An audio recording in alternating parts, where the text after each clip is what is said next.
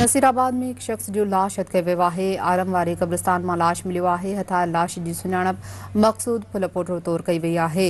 इतला ते वारसन पहुची लाश अस्पताल आंदो आहे। या अहम ख़बर ॾियूं पिया। नसीराबाद में एक शख्स जो लाश हथके वियो आहे। आलमवारी कब्रिस्तान मां लाश मिलियो आहे। हथायल लाश जी सुञाणप मक़सूद फुलपोटो तौर कई वई आहे। जॾहिं त इतला ते वारसन पहुची लाश अस्पताल मुंतकिल करे छॾियो आहे।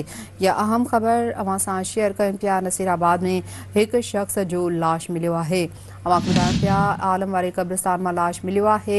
जॾहिं त हथायल लाश जी सुञाणप मक़सूद फुलपोटो तौर कई वई आहे। अवां ॿुधायूं पिया त इतला ते वारसन पहुची लाश अस्पताल आंदो आहे।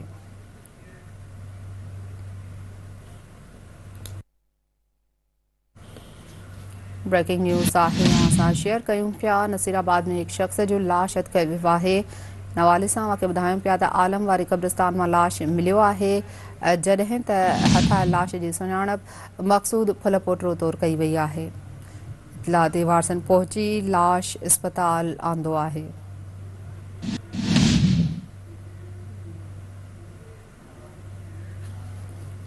अहम ख़बर ॾियूं पिया। नसीराबाद में एक शख्स जो लाश मिलियो आहे। हथायल लाश जी सुञाणप मक़सूद फुलपोटो तौर कई वई आहे।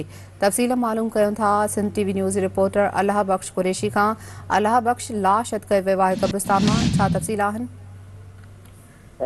जी ही लाश आहे फुलपोटो नौजवान 35 सालनि जो मक़सूद फुलपोटो जेको ॻोठ आहे 70 फुलपोटो उतां जो रहवासी आहे ऐं ही 20 खां 25 साल जी उमिरि आहे। नसीराबाद शहर जे अॻे आलम जो मुक़ाम छॾिबो आहे जिते ही लाश लावार हालत में हथ आयो जंहिंजी सुञाणप न थी थिए। जंहिंजी कुझु देरि बाद सुञाणप थी त ही मक़सूद पुट मुबारक फुलपोटो आहे 35 सालनि जो, जंहिंखे पोइ रूरल सेंटर नसीराबाद आंदो वियो।